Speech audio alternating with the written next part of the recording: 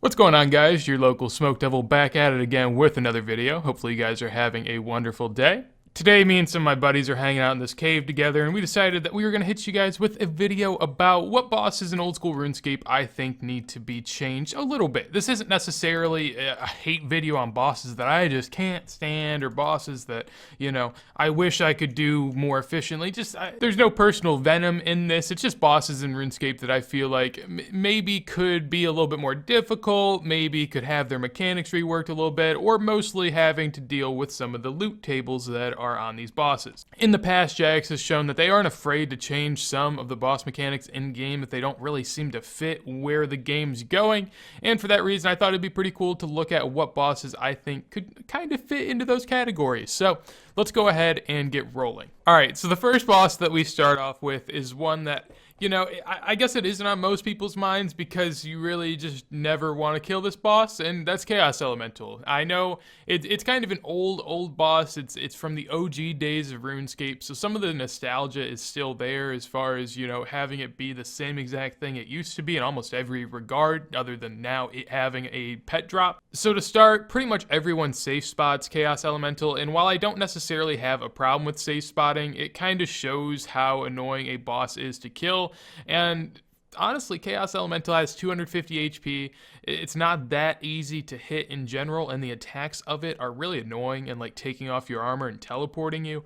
So the kill itself is just really tedious, and especially for people that are lower level, I have problems doing it at a max combat and getting decent kills, so I'd imagine anyone that's actually going out there and Chaos Ellie's kind of made for, they're gonna have even a harder time. Ultimately, I understand why it's still kind of the way it is because of it just being a nostalgia thing, but the drops and the drop table on this thing is absolutely just horrendous. It is so bad, and I feel like it could just use some, spare drops here and there that would at least make it worthwhile for even noobs to come out and kind of work on. I mean, if a noob comes out to Chaos Ellie, obviously they have the dragon pick, but you're never going to get any loot on a regular kill to kind of make up for the supply costs that you're going to use. So that's the first boss I think could use a little fixing. The next boss is Grotesque Guardians, and as much as it may feel like I'm just talking down on these bosses, I ultimately enjoy what JX does for the game and introduces stuff. I'm just trying to critique some bosses that I feel like could be better or implemented better. So I just feel like a dick whenever I make these.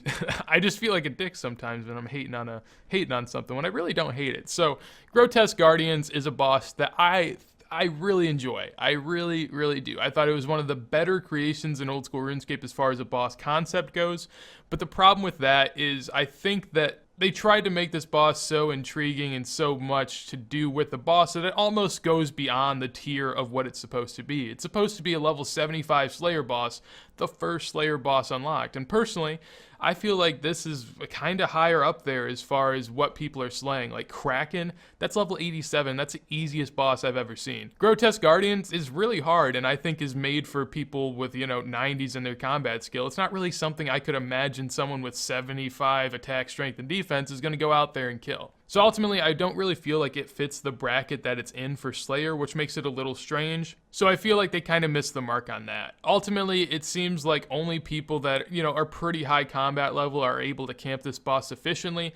And even then, for them, they aren't able to get that much money because I think that the drop table is pretty lacking here. There isn't a whole lot in terms of, your kill-to-kill drops that you're going to be getting. And the one silver lining that I think you can implement on bosses like this for lower levels to be intrigued with, if a lower level looks at a boss and sees a 1 in 1k drop that's worth, like 50 mil, they're like, all right, maybe I can get some kills and we can see if we can get lucky. But here, the best drop is the core that you can get to turn into Guardian Boots, and that is only a 5.5 mil drop at the moment.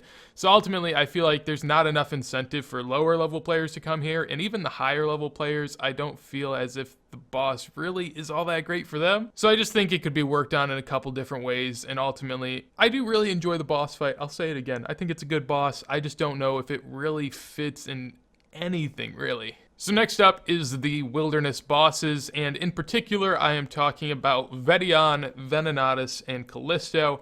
If you guys have ever ran around in the wilderness, killed any of these bosses, you'll probably know what I'm getting at. Basically, all three of these bosses are just bosses that do really a lot of damage to players. Like, they are very good in that they're a difficult boss to kill, and for that reason, since they're so difficult, basically players have gone about being able to lure them and just finding ways to lure them on some of the things that they can get stuck on in the wilderness. Ultimately, there's a lot of obstacles in the wildy, so it's pretty easy for people to find lures for these bosses. And I don't think luring a boss should ever really be the meta. I think Jagex should have done a lot at the beginning to kind of stop this before it got to be to the point to where everyone was doing it.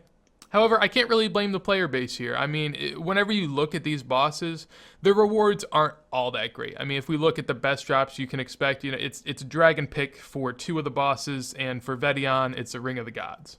The drops from a kill-to-kill basis aren't that bad either, but ultimately, I think the bosses are just too powerful. I do think that it's fun to have bosses that can kind of make you work for it a little bit, but the drops here aren't significant enough for me to think that it's worth the time for people to actually tank these bosses the way that they were intended.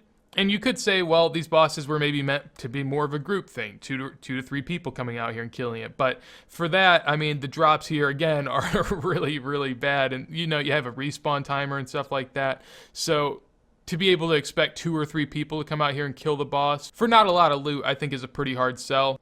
Ultimately, I think the bosses are good in the game, and I think they have a pretty well-balanced drop table. I just think that they are way too hard to kill if you're a solo player coming out here, and that ultimately is why everyone's just been luring them.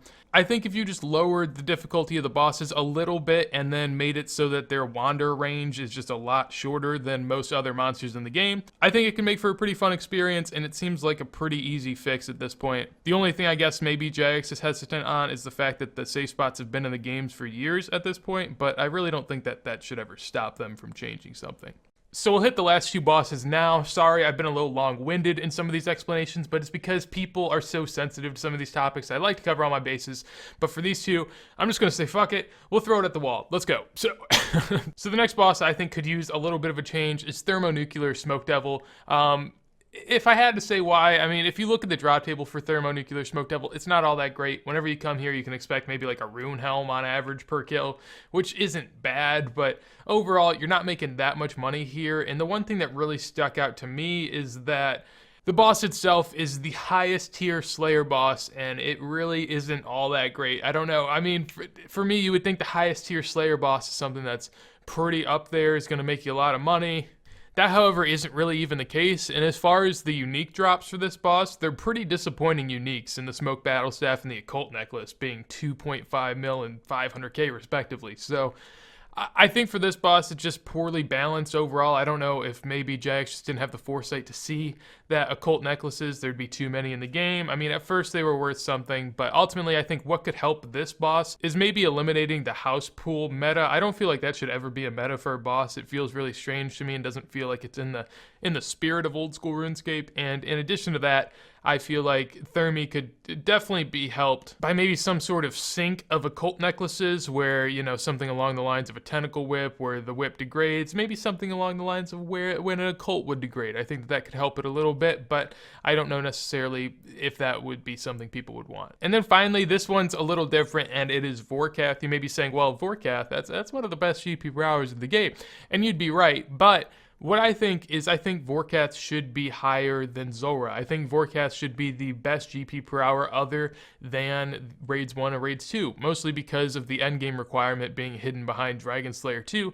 I feel like it should be pretty rewarding. You can unlock Zulrah really early in the game, and thus I don't think it should be equal, if not better, than Vorkath. And with a T-Bow at Zulrah, that's honestly one of the easiest moneymakers in the game, and comparing it to Vorkath, there really is none. So Zulrah is unique in the sense that since Zulrah scales are needed for almost everything in the game, if other stuff makes you more money in the game, like if Raids 2 is making you 15 mil an hour, people are going to be willing to pay more for scales, and thus scale prices will go up, raising the GP per hour of Zulrah.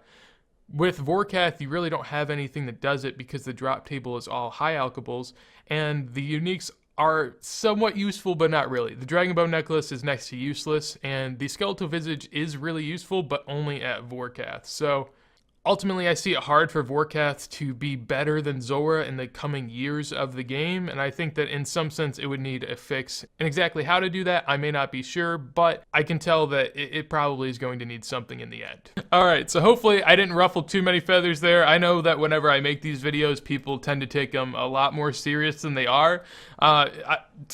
No malintent, I'm literally just saying that I think some bosses could use some better drops or maybe some fixed mechanics. With that said though, hopefully you guys did enjoy the video. If you did, make sure to leave a like. On top of that, let me know what boss down below you think could use a mechanic change, a drop table change, any change really. And then finally, if you enjoy the content, make sure to hit that sub button. But with that said, hopefully you all have a wonderful day. And